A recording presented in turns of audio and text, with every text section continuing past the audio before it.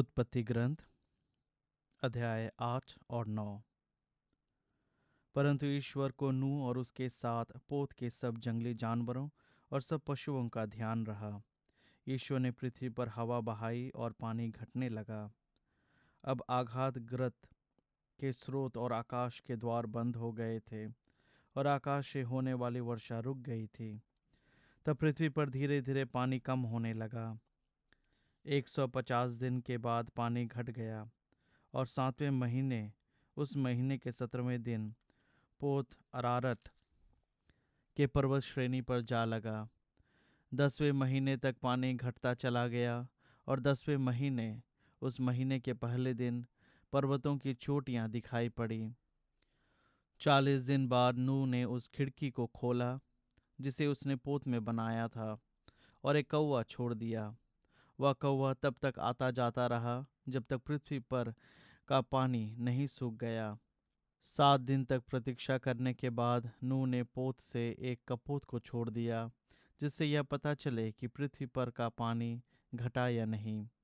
कपोत को कहीं भी पैर रखने की जगह नहीं मिली और वह नूह के पास पोत पर लौट आया क्योंकि समस्त पृथ्वी तल पर पानी था। नूह ने हाथ बढ़ाया और उसे पकड़कर पोत के अंदर अपने पास रख लिया। उसने 7 दिन तक प्रतीक्षा करने के बाद कपोत को फिर पोत के बाहर छोड़ दिया।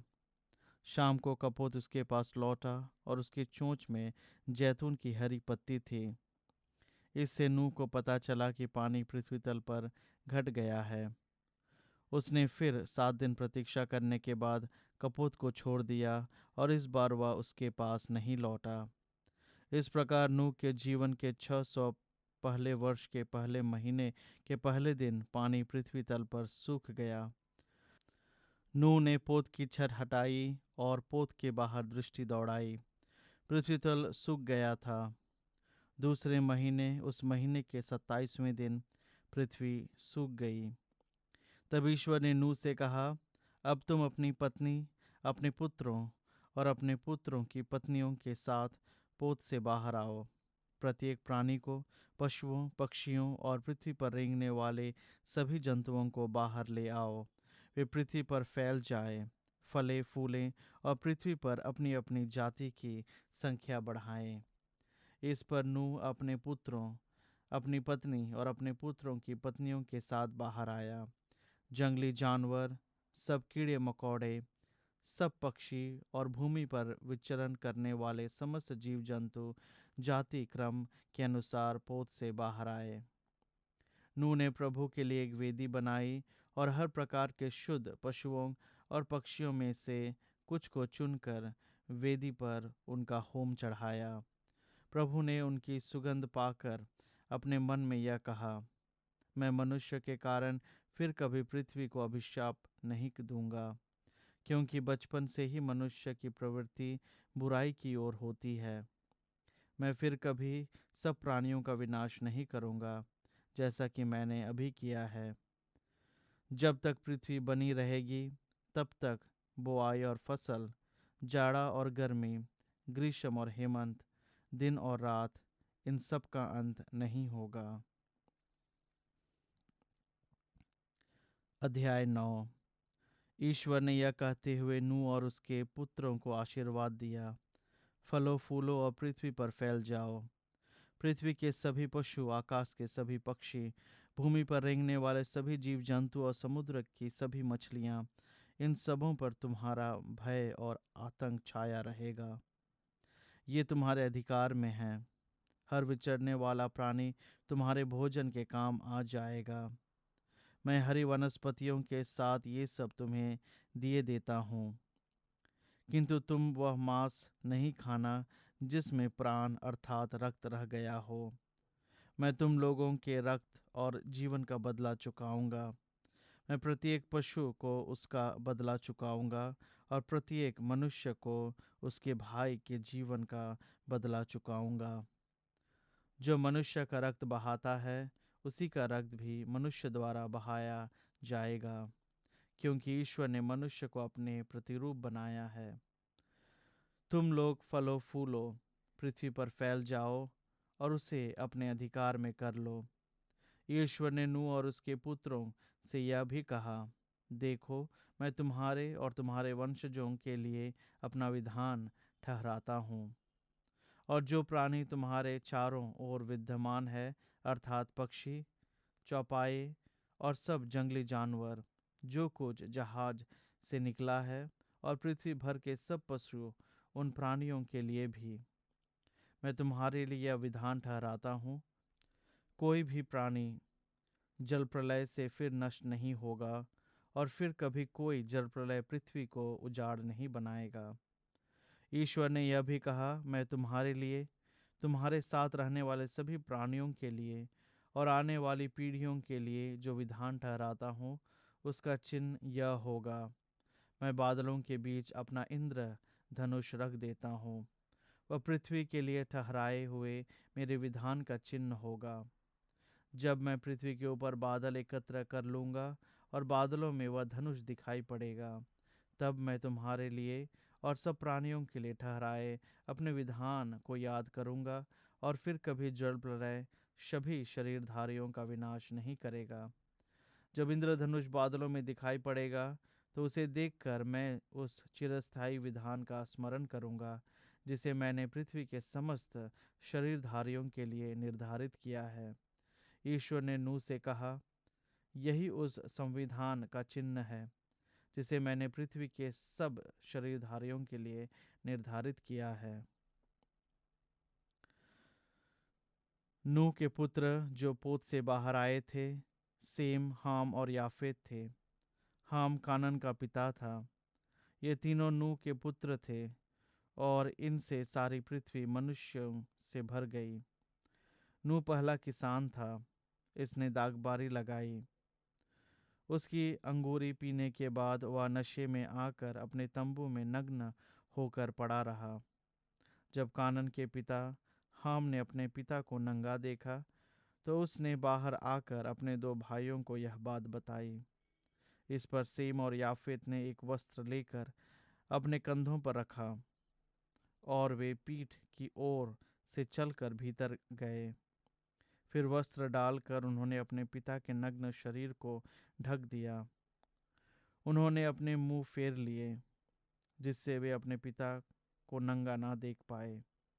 नशा दूर होने पर जब नूह होश में आया और उसे अपने छोटे पुत्र की यह बात मालूम हुई, तो उसने कहा, कानन को अभिशाप, वह अपने भाइयों का दास बने। उसने यह भी कहा, प्रभु, सेम का ईश्वर धन्य है, कानन उसका दास हो। ईश्वर याफेत की भूमि का विस्तार करे, वह सेम के तंबुओं में रहे, और कानन उसका दास हो। जल प्रलय के बाद नूह 350 वर्ष और जीता रहा। इस प्रकार नूह कुल मिलाकर 950 वर्ष जीवित रहने के बाद मरा। स्तोत्र ग्रंथ अध्याय 7। ईश्वर का न्याय। प्रभु, मेरे ईश्वर, मैं तेरे शरण आया हूँ। पीछा करने वालों से मेरी रक्षा कर, मेरा उद्धार कर। कहीं ऐसा न हो कि वे सिंह की तरह मुझे फाड़ डालें, मुझे घसीटते ले जाएं और मुझे कोई नहीं बचाए। प्रभु, मेरे ईश्वर, यदि मैंने यह किया है, यदि मेरे हाथों ने अन्याय किया है, यदि मैंने अपने उपकारक के साथ बुराई की है, यदि मैंने अपने शत्रु को अकारण लूटा है, तो मेरा शत्रु मेरा पीछा करे, मुझे पकड़े, मुझे अपने पैरों तले मिट्टी में रौंदे और मेरी मर्यादा धूल में मिला दे। प्रभु, क्रोध में आकर उठ खड़ा हो, मेरे विरोधियों के प्रकोप का दमन कर। मेरे ईश्वर, सचेत हो, तू ही न्याय की व्यवस्था करता है। राष्ट्र तेरे चारों ओर एकत्र हों, तो उच्च न्यायासन पर विराजमान हो। प्रभु, राष्ट्रों का न्याय करता है। प्रभु, मेरी धार्मिकता और निर्दोषता के अनुसार तू मेरा न्याय कर। विधर्मियों की दुष्टता मिट जाए, तू धर्मी को प्रतिष्ठित कर। न्यायप्रिय ईश्वर, तू मनुष्य के हृदय की थाह लेता है। ईश्वर ही मेरी ढाल है, वह निष्कपट लोगों का उद्धार करता है। ईश्वर निष्पक्ष न्याय करता है, वह प्रतिदिन बुराई के कारण क्रोध में आता है। यदि लोग पश्चाताप नहीं करते तो वह अपनी तलवार पर शान देता और अपना धनुष चढ़ाकर निशाना बांधता है। वह अपने घातक शास्त्र तैयार करता और अपने वाणों को अग्निमय बनाता है। जो पाप करने का निश्चय करता है, जिसका मन अपराध से भरा है, उसे निराश होना पड़ेगा। जो गड्ढा गहरा खोदता है वह स्वयं उसमें गिरता है। उसका अपराध उसी के सिर लौटेगा, उसकी हिंसा उसी के सिर पड़ेगी। मैं अपनी न्यायप्रियता के कारण प्रभु को धन्य कहूँगा। मैं सर्वोच्च प्रभु के नाम का स्तुतिगान करूँगा।